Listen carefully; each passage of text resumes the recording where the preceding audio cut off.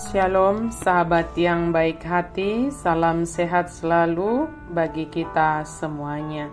Marilah kita bersatu di dalam doa. Kasih karunia dan damai sejahtera dari Allah Bapa dan dari anaknya Tuhan Yesus Kristus kiranya menyertai kamu sekalian. Amin.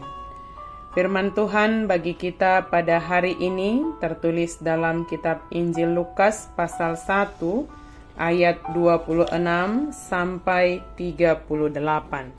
Mari kita baca secara lengkap di tempat kita masing-masing. Saya baca ayat 36 sampai 38.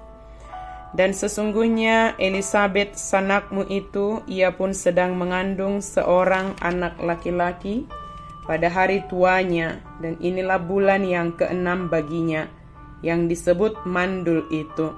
Sebab bagi Allah tidak ada yang mustahil.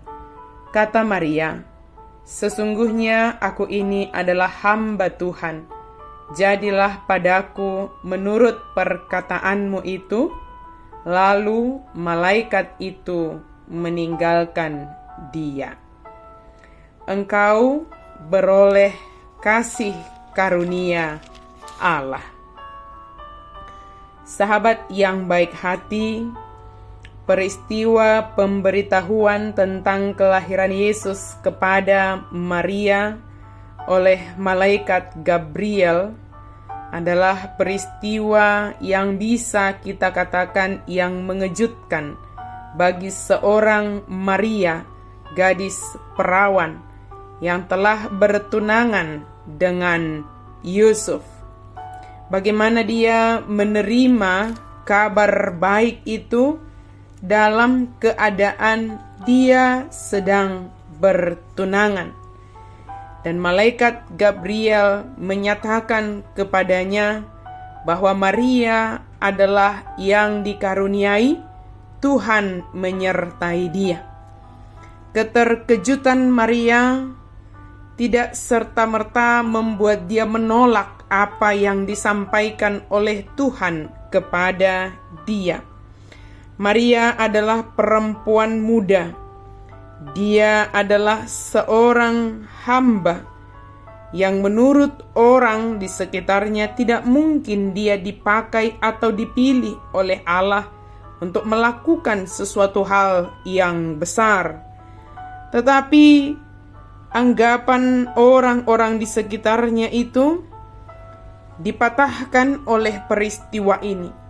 Allah memilih Maria untuk melakukan tindakan ketaatan paling penting yang pernah Allah tuntut dari seseorang. Allah bebas memilih siapa saja alatnya untuk memberikan, untuk menjadi alatnya, menyatakan kasih karunia Allah. Kasih karunia dari Allah tidak secara otomatis begitu saja, tetapi berkatnya untuk Maria sebagai berkat yang menyatakan dia adalah seorang yang dikaruniai oleh Allah dan dia senantiasa disertai oleh Allah. Kelahiran Yesus dari seorang anak darah adalah sebuah mujizat yang sulit dipercaya banyak orang. Lukas yang menceritakannya, dia adalah seorang tabib yang mengetahui betul bagaimana bayi terbentuk, sama seperti kita. Ia pasti sulit mempercayai tentang kelahiran dari seorang anak darah, namun ia menuliskannya di dalam Injil Lukas ini.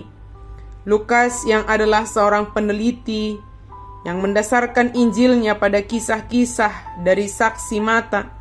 Menurut tradisi, Lukas berbicara langsung dengan Maria tentang peristiwa-peristiwa yang ia catat di dalam 2 pasal yang pertama ini. Orang-orang Kristen Yahudi yang menyembah Allah sebagai Sang Pencipta alam semesta ini seharusnya tidak ada sedikit pun keraguan. Seharusnya percaya sepenuhnya kepada Allah, kepada Yesus Kristus yang telah lahir melalui anak darah Maria. Maria yang adalah seorang gadis muda yang belum menikah, tetapi dia mengandung, dan ini berisiko sangat besar dalam tradisi Yahudi. Tetapi apapun risiko yang harus dia hadapi, ketaatannya kepada Tuhan itu jauh melebihi segala risiko yang harus dia hadapi. Dia tahu apa yang harus dia alami ketika dia menerima apa yang disampaikan oleh Tuhan kepadanya. Dan dia mengatakan, memandang dirinya hanya sebagai hamba Tuhan, maka biarlah perkataan Tuhan yang jadi di dalam kehidupannya. Saudara yang baik hati, yang diberkati oleh Tuhan, bagaimana kita dalam merenungkan, merayakan masa Advent minggu yang ketiga ini? Apakah kita bisa melihat atau memandang kepada diri kita sendiri sebagai orang yang dikaruniai oleh Tuhan, sebagai orang yang disertai oleh Tuhan, sebagai hamba Tuhan, dan biarlah kehendak Tuhan, perkataan Tuhan yang terjadi dalam hidup kita, walaupun itu tidak bisa diterima oleh akal pikiran kita, tetapi ketika kita percaya dan mengatakan bahwa kehendak Allah, perkataan Tuhan saja yang terjadi, sebab itulah yang terbaik bagi kita. Rasakanlah bahwa hari ini, saat ini, kita beroleh kasih karunia Allah di dalam Yesus Kristus. Amin. Kita berdoa. Terima kasih Tuhan untuk firman-Mu. Biarlah kami senantiasa mendengarkan dengan seksama perkataan-Mu ya Allah, dan jadilah perkataan-Mu di dalam kehidupan kami, sebab kami beroleh kasih karunia dari Tuhan. Kami adalah hamba-Mu yang taat sepenuhnya hanya kepada Tuhan Yesus saja, kepada perintah-Mu ya Tuhan. Terima kasih karena Engkau telah lahir dalam kehidupan kami. Dalam nama Yesus kami berdoa dan bersyukur. Amin.